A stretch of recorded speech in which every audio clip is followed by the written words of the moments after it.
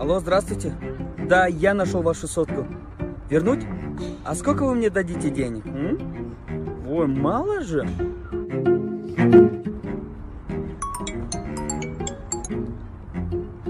Маме подарю.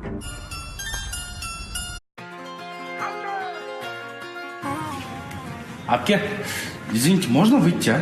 Умаров, нет. Апке, ну пожалуйста, я до упорной обратно. Нет, я сказала, сиди. Пожалуйста, можно выйду я? Апке, ну что, вы не человек, что ли? Нет, сиди. Ну, выйду. Туй, надоел, все, иди, быстрее сходи.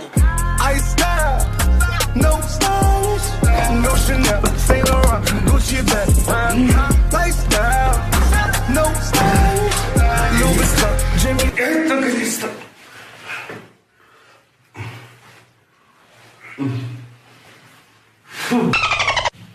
Я уже думал, не скину сегодня, сука. Да насвай.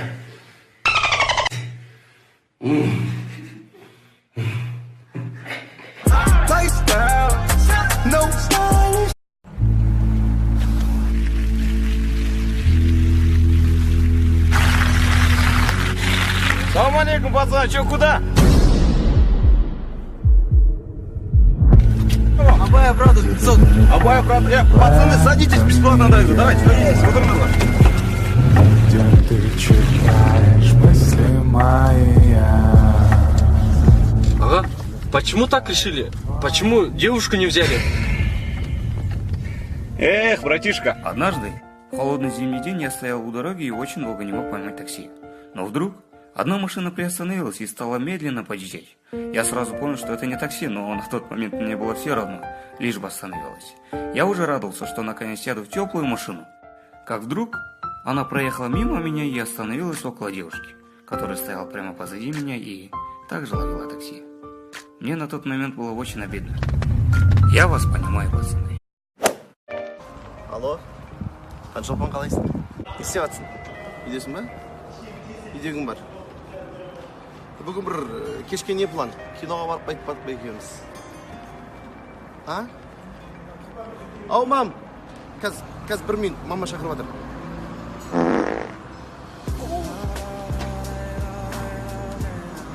Алло. Я айта бер, айта. Нан алып кеш дейді үйге.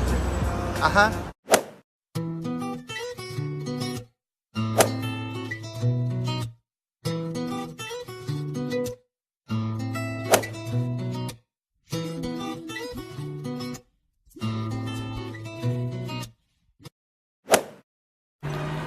Алло, Танчо.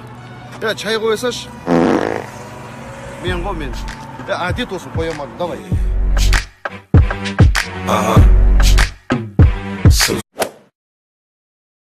Мама, по новостям сказали, что сейчас землетрясение будет. Да ты чё?